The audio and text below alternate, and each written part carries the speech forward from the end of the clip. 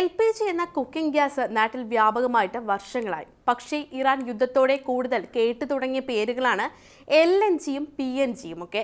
കൂടുതൽ പേർക്കും ഇത് എന്താണെന്നോ ഇവ നമ്മുടെ ദൈനംദിന ജീവിതത്തിനുള്ള ചെലവ് കുറയ്ക്കുമോ ജീവിതം എളുപ്പമാക്കുമോ എന്നൊന്നും അറിയില്ല. എന്താണ് ഇവയൊന്ന് പരിശോധിക്കാം.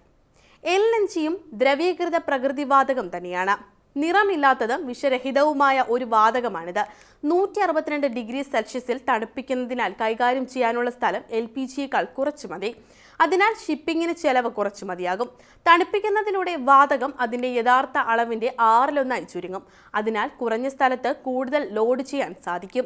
ഇപ്പോൾ വ്യക്തമായില്ലേ ചെലവ് എങ്ങനെ കുറയുന്നുവെന്ന? സൂപ്പർ കൂൾ ചെയ്ത് കൊണ്ടുവരുന്ന ഗ്യാസ് തുറമുഖത്ത് എത്തിച്ച് പൈപ്പ് ലൈനുകൾ വഴി എളുപ്പത്തിൽ വിതരണം ചെയ്യാൻ കഴിയും.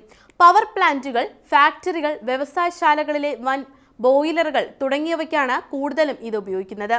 അടുത്ത വർഷത്തോടെ രാജ്യത്ത് LNGയുടെ ഉൽപാദനം കൂടുതലാകുമെന്നാണ് കരുതുന്നത്.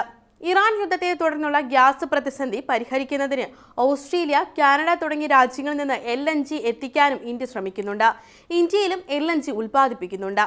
2023 രാജ്യത്തിന്റെ മൊത്തം ആഭ്യന്തര വാതക ഉൽപ്പാദനം 36.4 ബില്യൺ ക്യൂബിക് മീറ്ററിൽ എത്തിയിരുന്നു. ഇന്ത്യയുടെ മൊത്തം വാതക ആവശ്യത്തിന്റെ പകുതിയോളം മാത്രമേ വരൂ. ശേഷിക്കുന്നത് ഇറക്കുമതി ചെയ്യുന്നു. കൃഷ്ണ, ഗോദാവരി തടത്തിലാണ് വാതക ഉൽപ്പാദനം കൂടുതലും നടക്കുന്നത്. ഇവിടെ ഉൽപ്പാദിപ്പിക്കുന്നത് തികയാതെ വന്നതോടെയാണ് ഇറക്കുമതി ചെയ്യുന്നത്. 50 മുതൽ 65% വരെയാണ് LNG ഇറക്കുമതി ചെയ്യുന്നത്. PNG ഡെലിവറി ചെലവ് പരമാവധി കുറയ്ക്കാം. ഇത് ഉപഭോക്താക്കളുടെ പോക്കറ്റും കാലിയാക്കുന്നില്ല. മാത്രമല്ല ഉപയോഗിക്കുന്ന ഗ്യാസിന് മാത്രം പണം നൽകിയാൽ മതിയാവും. ഇടയ്ക്കിടെയുള്ള വിലക്കയറ്റവും ഉണ്ടാകില്ല. പക്ഷേ രാജ്യത്ത് എല്ലായിടത്തും ഇത് നടപ്പിലാക്കിയിട്ടില്ല എന്നതാണ് പ്രധാന പ്രശ്നം. പൈപ്പ് ലൈനുകൾ കൂടുതൽ സ്ഥാപിച്ച് കൂടുതൽ ഇടങ്ങളിലേക്ക് PNG നടപ്പാക്കാൻ സർക്കാർ നിർദ്ദേശം നൽകിയിട്ടുണ്ട്.